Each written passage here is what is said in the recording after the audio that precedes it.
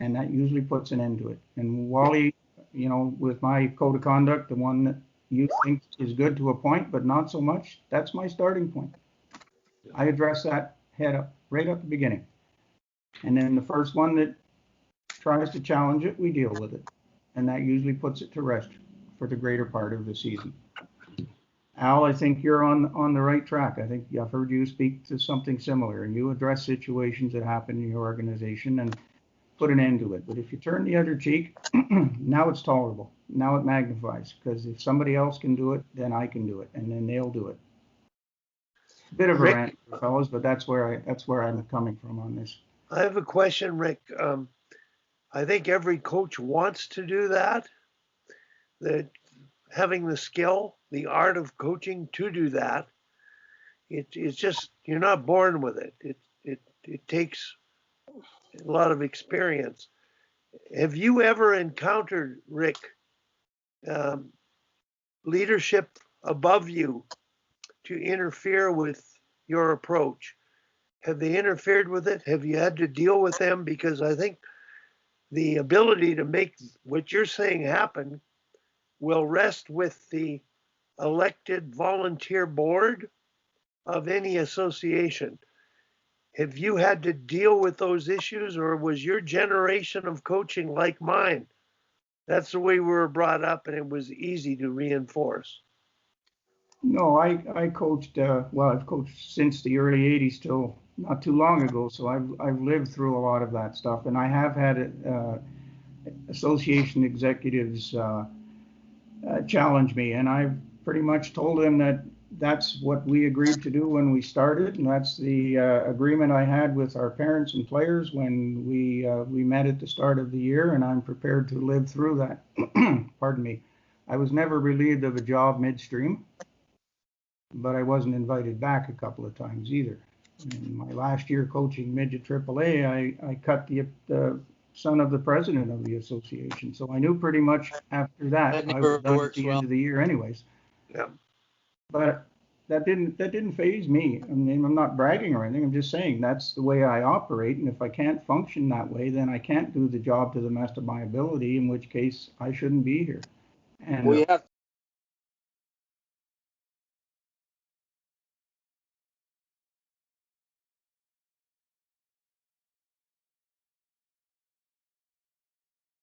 to be true. Graciously enough, they allowed me to complete a season each and every time.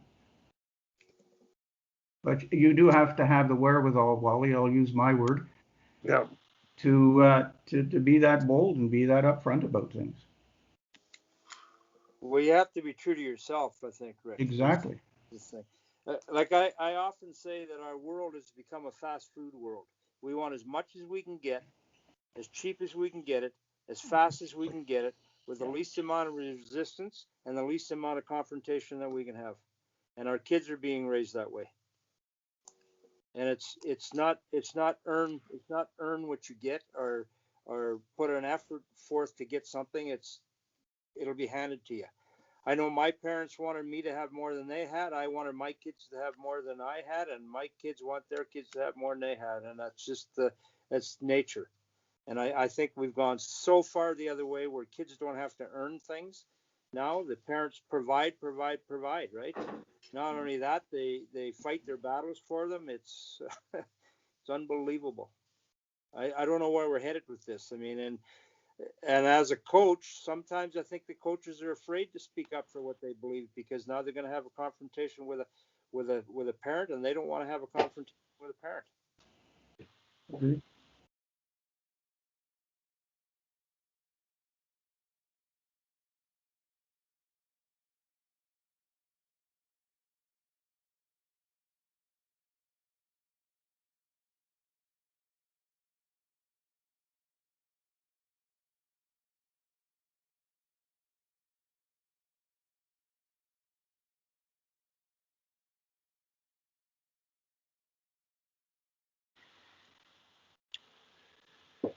Kim, you did the mission statement exercise with your junior girls, I think.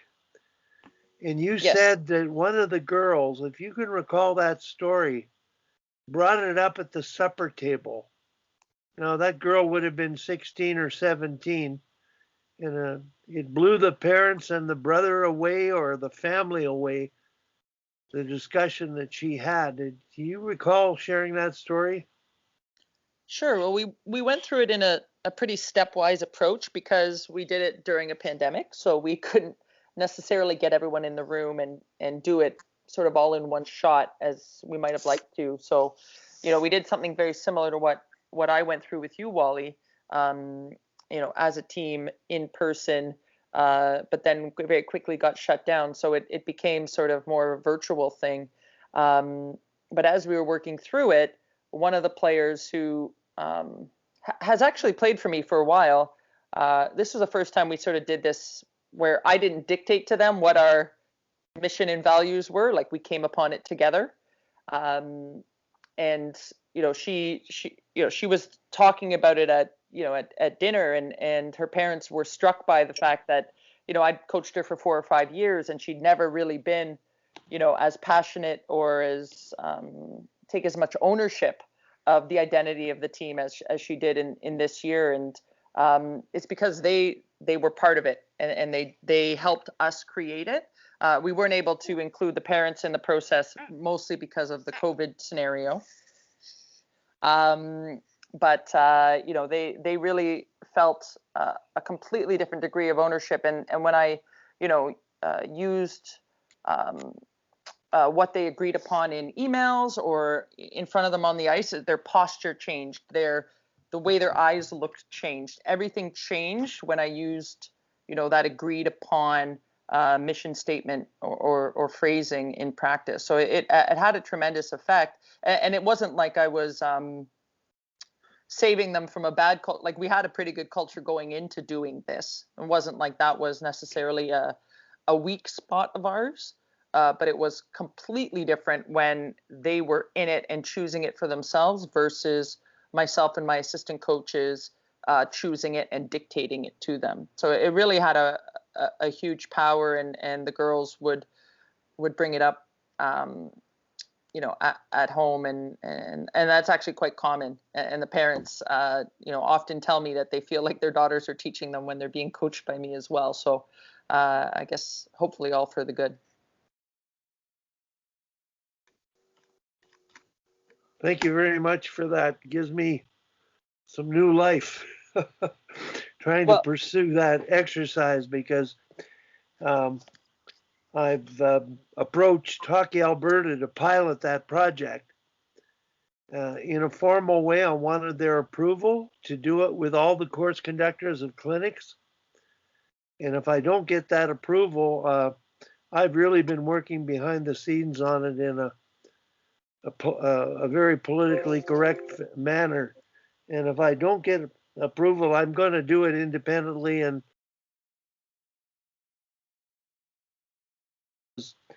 exactly what you said, if the players at that age are educating the parents because it worked for them, then it's going to work. And it's something that coaches can be educated to do. So hopefully it'll get there.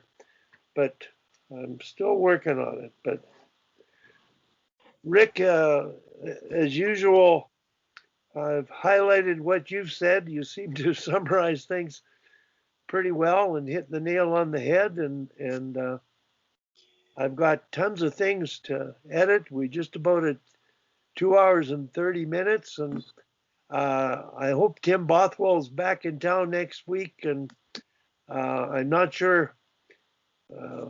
I'm really disappointed that the female worlds didn't happen, but now Tim, you got your hand up, or Bobby? Just gonna say I should be back next week. I mean, it's supposed to leave tomorrow morning.